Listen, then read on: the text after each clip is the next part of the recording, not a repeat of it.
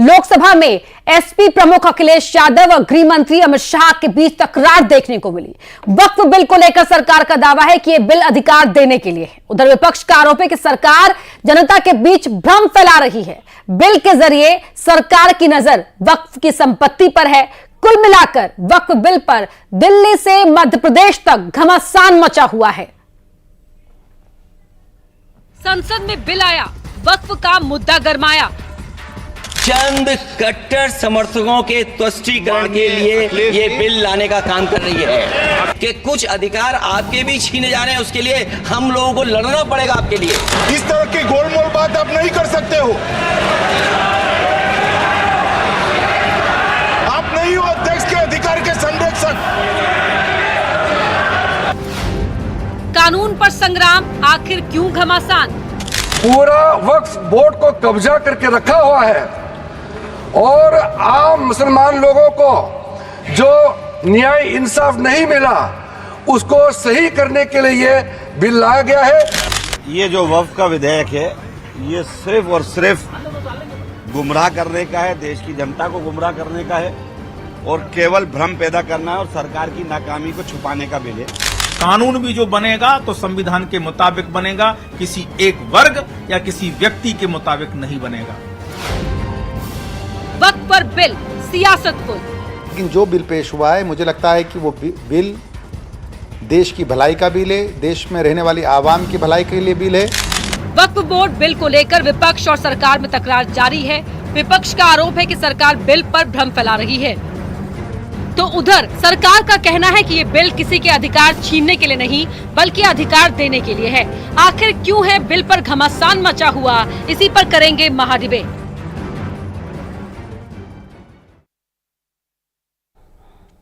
तो वक्फ का मतलब होता है अल्लाह के नाम पर कुछ दान कर देना। चल अचल दोनों ही तरह की संपत्ति इसमें आती है और वक्फ बिल के बाद संपत्ति को लेकर जो वक्फ की मनमानी है ये नहीं चलेगी, ये कहा जा रहा है। इसको लेकर ही घमासान मचा हुआ है। सरकार कह रही है कि असीमित ताकत जो मिली हुई है वो गलत है और विपक्ष कह रहा है कि आप यहां पर हनन कर रहे हैं अधिकारों का। महाडिबेट आज इस पर करेंगे, लेकिन पहले सवाल देख लेते हैं कि महाडिबेट आज किन सवालों के इर्द गिर्द रहेगी। पहला सवाल ये रहेगा आज महाडिबेट का कि कानून से लगाम लगेगी, ट्रांसपेरेंसी आएगी, फिर इस पर सियासी संग्राम क्यों मचा हुआ है। वक्फ संशोधन बिल आया है, सच्चर कमेटी की रिपोर्ट पर सरकार से लेकर आई है, तो फिर विपक्ष घबराया हुआ क्यों है? खिसकेगी जमीन, क्या इसीलिए घमासान मचा हुआ है? विपक्ष कह रहा है कि हरियाणा और महाराष्ट्र में विधानसभा चुनाव है इसलिए यह बिल लाया गया है, लेकिन यहां पर यह कहा जा रहा है कि तुष्टीकरण को लेकर ही इस घमासान मचा हुआ है। खास मेहमान हमारे साथ जुड़ चुके हैं, उनका परिचय आपसे करवा देते हैं। हमारे साथ जुड़े हुए हैं बीजेपी के प्रवक्ता हैं राजपाल सिंह सिसोदिया जी, हिदायतुल्लाह खां हैं, संभागीय काजी हैं, सिराज कुरैशी हैं, वरिष्ठ अधिवक्ता हैं, और विनीत जिंदल जी हैं बतौर पॉलिटिकल एनालिस्ट हमें ज्वाइन कर रहे हैं। आप सभी का ही बहुत बहुत स्वागत है। काजी साहब, पहले मैं आपका रुख कर रही हूं, आप जरा बताएं कि जो सरकार की ओर से इसमें अमेंडमेंट की बात कही जा रही है, सच्चर कमेटी की रिपोर्ट पर ही वो अमेंडमेंट्स इसमें किए जा रहे हैं, तो ऐतराज क्या है, किस चीज को लेकर आपत्ति है?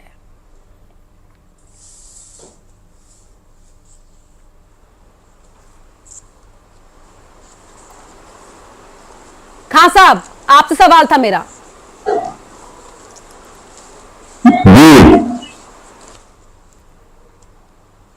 सर, जो आज ये बिल लाया गया है, हाँ,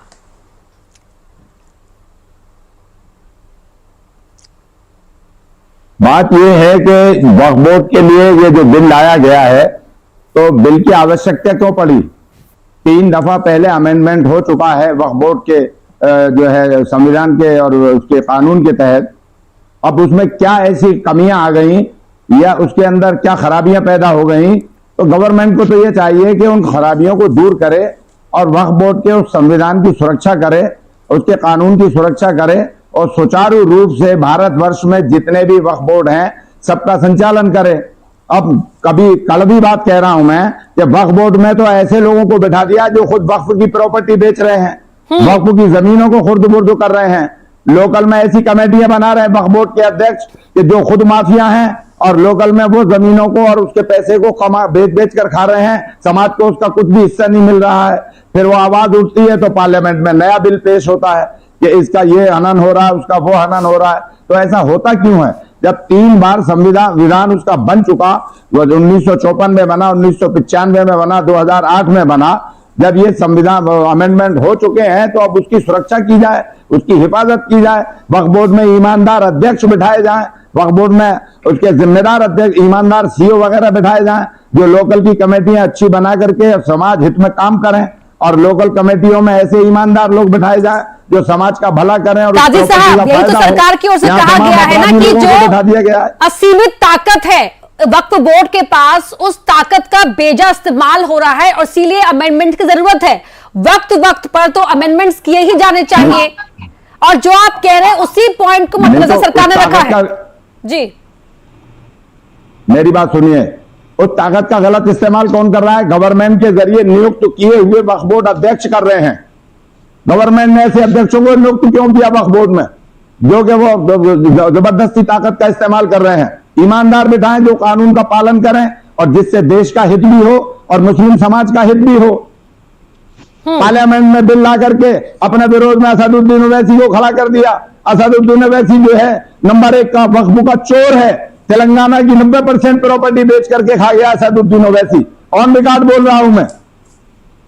हुसैन शाह वली की 2 लाख करोड़ की प्रॉपर्टी चंद्रशेखर रेड्डी सीएम के साथ मिलकर के इसने बेची है, और वहां पर दिखाया जा रहा है कि असदुद्दीन ओवैसी तो इससे नाराज है। नाराज नहीं है, ये राजनीति है असदुद्दीन ओवैसी की। गवर्नमेंट चाहती है कि ऐसे लोग आए विरोध में और मुसलमानों के सामने आकर के वो हीरो बने और हमारा अपना काम हो जाए। नहीं तो आप क्या चाह रहे हैं कि ऐसा हो, सुधार उसमें लाया जाए, नहीं लाया जाए? विरोध में जी, आप बिल के विरोध में हैं? सुधार वो लाए जाए जो कानून के खिलाफ बात है उसको सुधारा जाए, जिससे समाज का भला हो, देश का भला हो, राज्य का भला हो। ठीक है सिराज कुरैशी साहब, इस अमेंडमेंट बिल पर आपका रिएक्शन? ठीक है सर, ठीक है। देखिए सीधी सी बात है, जो अमेंडमेंट लाया जा रहा है मैं उसका स्वागत करता हूं और उसकी भूरी भूरी प्रशंसा करता हूं, क्योंकि वक्फ को आप समझिए, देखिए ये मैं किताब लेके ही बैठा हूं, ये वक्फ की किताब है और इसको देखेंगे तो ये मुस्लिम लॉ की किताब है, ठीक है ना। मैं जो भी बोलूंगा इन किताबों के हवाले से ही बोलूंगा, अपनी तरफ से कुछ नहीं बोलूंगा। देखिए जो ये वक्फ एक्ट है इसमें समय समय पर सुधार की गुंजाइशें रही हैं, और जिस तरह से काजी साहब ने भी फरमाया कि इसमें सुधार होते रहे हैं, और अभी ये सुधार हो रहा है, तो ये कोई ऐसी बात नहीं हो रही है कि जिसका हमें विरोध करना चाहिए, बल्कि सारे मुस्लिम समाज को इसको स्वागत में लेना चाहिए, क्योंकि हमारा अल्टीमेट गोल क्या है कि हम वक्फ की प्रॉपर्टीज को कैसे बचा सकते हैं। और दूसरी बात है कि जिस तरह से कई बार असीमित शक्तियां दे दी जाती हैं वक्फ बोर्ड को, और उसके द्वारा जैसे अभी काजी साहब खुद ही फरमा रहे थे कि जो प्रॉपर्टीज है उसके इतर जाके भी काम हो सकता है, डिक्लेरेशन हो सकता है वक्फ की प्रॉपर्टीज को। अभी आप देख रहे होंगे कि हाई कोर्ट ने भी इस पे संज्ञान लिया है कि वो कह रहे हैं कि हर प्रॉपर्टी को आप वक्फ का डिक्लेयर कर देंगे।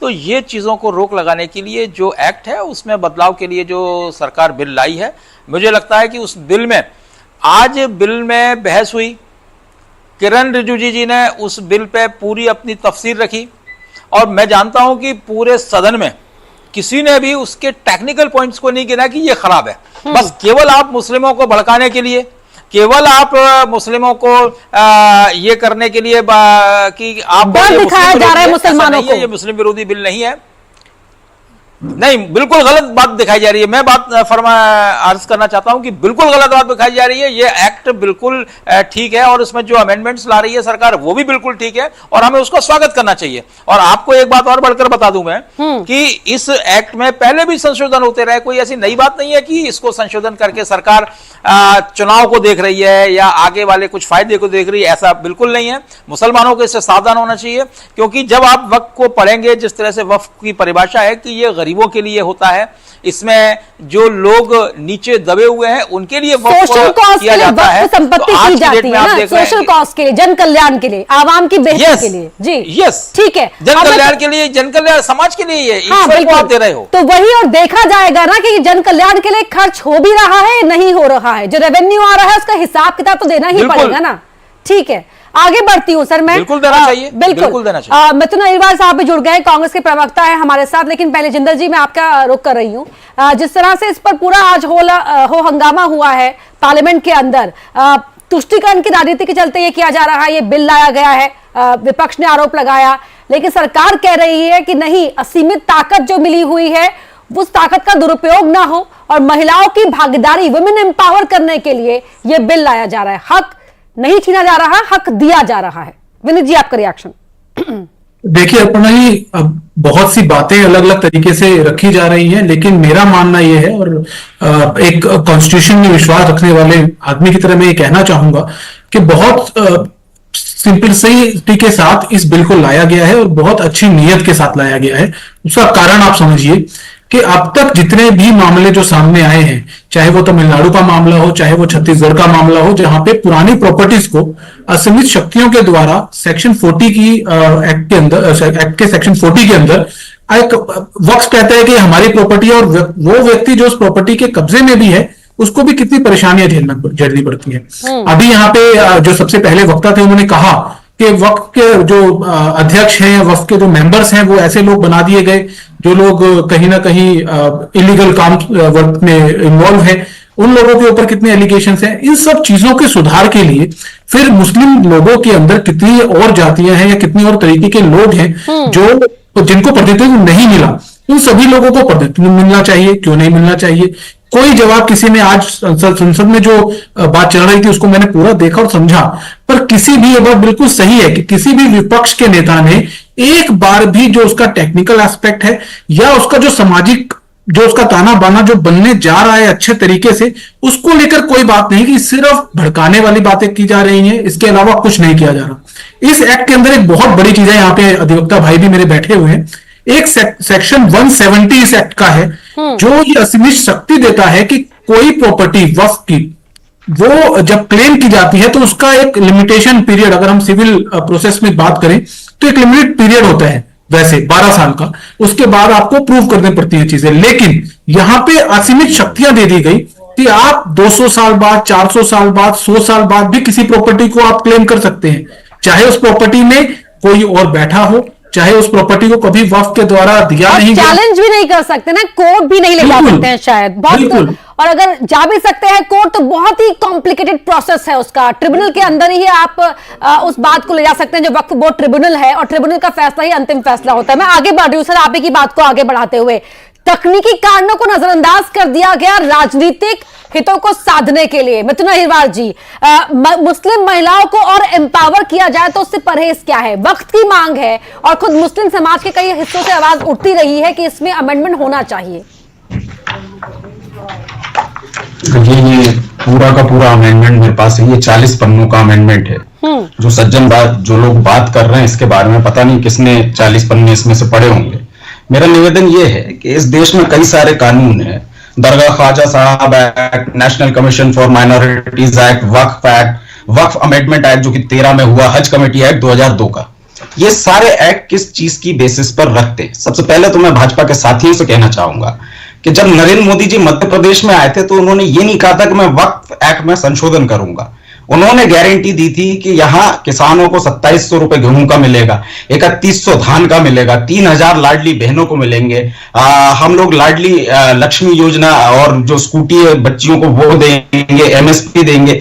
लेकिन आज मैं जिस समय आपसे चर्चा कर रहा हूं राजधानी भोपाल से, यहां मैडम बिजली चली गई है, मुझे इमरजेंसी लाइट से आपसे चर्चा करनी पड़ रही है। इन्होंने राजधानी में मध्य प्रदेश का हाल करके रखा है। टेक्निकल पॉइंट की बात हमारे साथी कर रहे थे, मुझे पता नहीं उन्होंने सदन की कार्रवाई पूरी देखी कि नहीं। इस बिल में एक कानून है जिसके तहत, इसमें एक संशोधन है जिसके तहत बताया जा रहा है कि दो जो गैर मुस्लिम समुदाय के लोग हैं उनको इस में मेंबर बनाया जाएगा। तो आर्टिकल 26 साफ कहता है, जो लोग टेक्निकलिटी की बात कर रहे थे थोड़ा पढ़िएगा इस बारे में। आर्टिकल 26 साफ कहता है कि जो every religious denomination has the following orders subject to morality, health and public order: the right to form and maintain institutions for religious and charitable intents, the right to manage its own affairs in the matter of religion, the right to acquire the immovable and movable property, the right to administer such property according to the law। यानी कि आपकी जो movable और immovable property है इसको govern करने का अधिकार लॉ के अनुसार आपके रिलीजियस सेक्ट को है। तो सबसे पहली बात तो ये, केसी वेणुगोपाल जी को यदि आपने सुना होता, हमारे जो साथी बोल रहे हैं उन्होंने स्पष्ट नहीं, मैं आपने सुना है मैडम, मैं आपको मानता हूं आप तैयारी करती हैं, लेकिन उन्होंने कहा कि कोई टेक्निकल पॉइंट नहीं रखा। तो ये टेक्निकल पॉइंट कांग्रेस पार्टी की ओर से है कि यदि किसी भी रिलीजियस एक इंस्टीट्यूशन में एक गैर दूसरे धर्म के व्यक्ति को आप लाते हैं तो क्या ये कॉन्स्टिट्यूशन के आर्टिकल 26 का वायलेशन नहीं है, ये मैं कहना चाहता हूं। दूसरी बात मैं कहना चाहता हूं, इस बिल को लेकर के भारतीय जनता पार्टी की माइनॉरिटी गवर्नमेंट भी एक मत नहीं है, क्योंकि भाजपा की तो केवल 240 सीटें हैं। एलजेपी के चिराग पासवान जी ने कहा है कि जॉइंट पार्लियामेंट्री कमेटी में वृहद चर्चा के बाद ही इसके संशोधनों पर विचार होना चाहिए। तो यदि एलजेपी भी ये कह रही है, और मेरा तो एक निवेदन भाजपा से ये है, राजपाल सिंह सिसोदिया जी की पार्टी जो मध्य प्रदेश में है, जहां पर ये लोग स्वर्णिम मध्य प्रदेश बताने की बात कर रहे हैं, बिना बिजली के हम लोग बात कर रहे हैं, तो इस बिल को यदि भेजा गया, और आपके जो वक्फ बोर्ड के अध्यक्ष हैं सनवर पटेल जी लंबे समय तक प्रवक्ता रहे, उन्होंने तो कभी आपत्ति नहीं जताई कि वक्फ बोर्ड का अध्यक्ष रहते उनको कोई समस्या महसूस हो रही है। तो अब ये संशोधन ला रहे हो। एक आपसे चिंता की बात और है, इस बिल को आपने ज्वाइंट पार्लियामेंट्री कमेटी में बैठा, हम सब मिलकर के इस पर चर्चा करेंगे, लेकिन ध्यान 10 सेकंड और ध्यान इतना रखिएगा कि 1200 करोड़ की संसद में जो पानी टपक रहा है वो इस बिल पर ना गिर जाए, नहीं तो बिल की जो वर्ड्स हैं वो धुंधले हो जाएंगे। आपसे केवल इतना। ठीक है राजपाल जी, रिएक्शन, जवाब भी आपका, तमाम पॉइंट्स उन्होंने गिनवा दिए और जो मध्य प्रदेश में हालत है वो भी बता रहे हैं आप ही, अब क्योंकि आप प्रवक्ता है एमपी बीजेपी के, बताइए। देखिए, कांग्रेस कंफ्यूजन के दौर से गुजर रही है, कांग्रेस की नीति स्पष्ट नहीं है। सब आऊंगी आपके पास, टेक्निकल पॉइंट के लिए आप ही के पास आऊंगी। कांग्रेस भाजपा का स्टैंड आ जाए फिर आप तो बोलेंगे ही। कांग्रेस जो है वह कहीं ना कहीं इस प्रकार के विषयों के बीच में अपनी तुष्टीकरण की राजनीति, जिसके दम पर कांग्रेस इतने साल तक देश में शासन, उसी की ओर जाने का काम। भारतीय जनता पार्टी की सरकार, विशेष करके नरेंद्र मोदी जी की सरकार, संतुष्टिकरण की नीति के तहत सबके साथ सबके विकास, इस एक्ट में जो हम संशोधन कर रहे हैं, इस संशोधन के बाद में निश्चित तौर पर एक्ट के अंदर पारदर्शिता और बढ़ेगी, एक्ट के अंदर नियंत्रण और अच्छा मजबूत होगा। और मैं ये चाहता हूं, ये जो वास्तविक में जो ये संपत्तियां हैं, ये संपत्तियां कहीं ना कहीं उस वर्ग के सभी लोगों के लिए है। अंत्योदय की आवश्यकता वहां भी है, गरीब कल्याण की आवश्यकता वहां भी है, वहां पासमानदा है, वहां महिलाओं के लिए करना है, बच्चों के लिए करना है, जो आज भी कहीं ना कहीं अपने आप को इस बात की बाट जो है कि कोई सरकार का नुमाइंदा आएगा, हाथ बढ़ाएगा और मुझे मुख्य धारा में लेके आएगा। क्यों इस प्रकार का भेदभावपूर्ण व्यवहार जो है कांग्रेस के द्वारा, कांग्रेस की सरकारों के द्वारा तुष्टीकरण के नाम पर इस वर्ग के साथ आया? क्यों इनका शिक्षा का स्तर ऊंचा नहीं उठाया गया? क्यों इनको समाज में बराबरी के स्थान नहीं दिया गया? निश्चित तौर पर मोदी जी की सरकार हर इस प्रकार के जो अड़चने हैं उनको दूर करने में काम कर रही है। और यह जो एक्ट में संशोधन हो रहा है, ये एक्ट का संशोधन भी कहीं न कहीं आने वाले समय में बहुत ही देश के लिए सार्थक होगा, इस वर्ग के लिए सार्थक होगा, इन संपत्तियों के लिए। बात आप कह रहे हैं कि सिराज साहब इसमें कुछ ऐड करना चाह रहे थे मिथुन अहिरवार जी की बात में। सिराज साहब को दिखाइए, स्क्रीन पर लेकर आइए जी। सिराज साहब, मैं अपने मित्र की बात का जवाब देना चाह रहा हूं कि उन्होंने बड़े सारगर्भित अंदाज में बोला कि मध्य प्रदेश में कुछ काम नहीं हो रहा, और जो मध्य प्रदेश के वक्फ बोर्ड के चेयरमैन है अली जनाब सनवर साहब पटेल साहब, उनके ऊपर भी आक्षेप लगाए। तो मैं उनको बड़ा स्पष्ट करना चाहता हूं कि या तो उनको जानकारी का थोड़ा अभाव है। अभी आप देखेंगे कि 1-2 महीने पहले ही वक्फ बोर्ड ने, सनवर पटेल साहब ने मध्य प्रदेश की सारी संपत्तियों को नियम पूर्वक नीलामी करने की कोशिश की और सारी संपत्तियों को बचाने की कोशिश की, जो कि एक ऐतिहासिक कदम है, जो कि कांग्रेस के शासनकाल में, 70-80 शासनकाल में कभी नहीं हो पाया, जो कि सनवर पटेल साहब ने करने की कोशिश की। आप उसको भी धक्का बनाने की कोशिश कर रहे हैं। आप टेक्निकलिटीज की बात कर रहे हैं ना, आप टेक्निकलिटीज में बताइए, what is the means of Waqf? Waqf means it is for the perpetual periods. इसको ध्यान में रखना पड़ेगा आपको कि वो परपेचुअल पीरियड्स के लिए होता है। और किसके लिए होता है? वो अल्लाह के लिए आपने उसको दान कर दिया। अल्लाह का मतलब यह है, अल्लाह का मतलब यह है कि आप समाज के हित के लिए उसको करेंगे। अगर केंद्र सरकार, मोदी सरकार इस एक्ट में बदलाव करना चाह रही है तो आप लोगों के पेट में दर्द क्यों हो रहा है? क्योंकि इसलिए हो रहा है कि आप समाज का कभी भला करना नहीं चाहते थे, सब सुनिए, भला करना नहीं चाहते थे। आज मुसलमानों को शामिल किया जाएगा बोर्ड में, उस पर वो उन्होंने एक पॉइंट गिनवाया था, जरा वो उस पर भी आप एनलाइटन कीजिए। टोटल बात कर रहा हूं, बिल्कुल टोटल बात कर रहा हूं। ना कहीं से कोई गलत नहीं है, बिकॉज कि अगर मुस्लिम समाज का अगर हित हो रहा है तो आपको बुरा लगने लगता है। आज केंद्र सरकार मुस्लिम समाज का हित करने की कोशिश कर रही है तो आप उसके बिल्कुल हिमायती आ गए, जबकि आपने 70 साल में कभी सोचा नहीं है कि मुस्लिम समाज का कभी हित होगा। और जो वर्तमान के अध्यक्ष हैं आप उन पर भी आक्षेप लगा रहे हैं। ये सारी चीजें छोड़ दीजिए, करने दीजिए, और जो केंद्र सरकार, मोदी सरकार कर रही है, हमें उसका स्वागत करना चाहिए। आपके पास भी है, ठीक है। देखिए, मेरे बड़े वरिष्ठ अधिवक्ता हैं साथी, मैं बड़ा सम्मान इनका करता हूं। 3 तारीख को राज्यसभा का चुनाव है, जरूर अपना दावेदारी बीजेपी से करिएगा। मेरा निवेदन आपसे ये है कि जो वक्फ की आप मीनिंग बता रहे हैं ना, सबसे पहले वक्फ का नाम, वक्फ का नाम ही सरकार बदल रही है। वक्फ का देखिए पहला पेज पे क्या लिखा है, Waqf, the words unified Waqf management empowerment efficiency and development shall be substituted. तो जो आप हमें मतलब बता रहे थे, तो सबसे पहले तो इसका मतलब ही बदल रही है। आपको जाहिर सी बात है आपत्ति नहीं होगी। दूसरी मैं बात आपसे कह रहा हूं, जो लोग ये कह रहे हैं कि अब तक कोर्ट नहीं जा सकते थे, सीधे आप हाई कोर्ट में जा सकते थे। कुछ समय पहले आपने जस्टिस आलूवालिया जी का बयान दिया, देखा होगा, सब सोशल मीडिया पे वायरल हुआ था।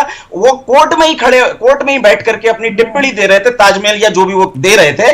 तीसरी बात मैं आपसे कहना चाहता हूं, आपको लग रहा है कि भारतीय जनता पार्टी बहुत अच्छा काम कर रही है। किरण रिजिजू जी ने कहा है कि ये सच्चर कमेटी के रिकमेंडेशंस के हिसाब से हम लोग बोल रहे हैं। क्या आप भाजपा से मांग करेंगे कि सच्चर कमेटी के रिकमेंडेशंस को लागू कर दे? चौथी बात मैं आपसे कहना चाहता हूं, भाजपा की सरकार में आपको कोई बुराई नहीं नजर आ रही होगी। आपको यह भी नजर नहीं आ रहा, सनवर पटेल जी सालों तक मेरे साथ प्रवक्ता के तौर पर बैठे हैं, आज तक उन्होंने कोई टिप्पणी नहीं की। पांचवी बात मैं आपसे यह कहना चाहता हूं, इसके साथ द मुसलमान वक्फ रिपील बिल 2024 तक, इसमें क्या लिखा हुआ है कि अब तक आप जो कह रहे थे कि पुरानी संपत्तियों में दिक्कत आ रही है, इस एक्ट के पास होने के बाद भी अब तक जो होता रहा है, it may remedy may be continued or enforced as if this act has not been passed। मतलब जो पुराने मामले हैं अदालत में वो उसके अनुसार लगते रहेंगे।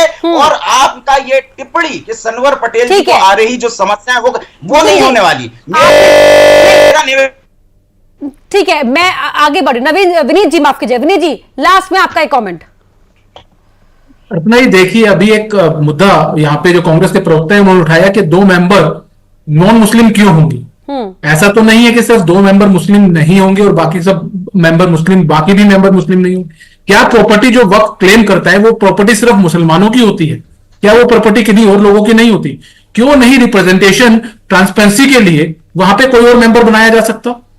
ऐसा सवाल उठाना ही अपने आप में बेमतलब है। आप जिस बात के लिए कहना चाह रहे हैं बिल्कुल गलत है। मुझे लगता है कि इस एक्ट के अंदर जो प्रोविजन रखे गए हैं बहुत ट्रांसपेरेंसी के लिए रखे गए हैं और इसीलिए रखे गए हैं कि किसी प्रकार का कोई भी क्वेश्चन मार्क कहीं भी किसी भी समाज के लिए खड़ा नहीं हो। ट्रांसपेरेंसी होनी चाहिए और मेंबर अगर बाहर का बनता है तो उसे परेशानी क्या है? मुस्लिम की प्रॉपर्टी पर भी क्लेम कर सकता है, आप ये बात कह रहे हैं?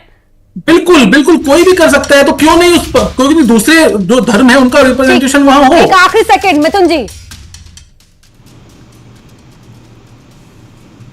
मिथुन जी शायद कनेक्शन कट गया है। एमपी की महाडिबेट में समय इतना ही था। मैं चाहती थी फाइनल कमेंट मिथुन अग्रवाल से लेना, लेकिन समय नहीं इजाजत दे रहा है। बहुत बहुत धन्यवाद आप सभी का शामिल होने के लिए। तो एमपी की महाडिबेट में इतना ही, खबर लगातार जारी।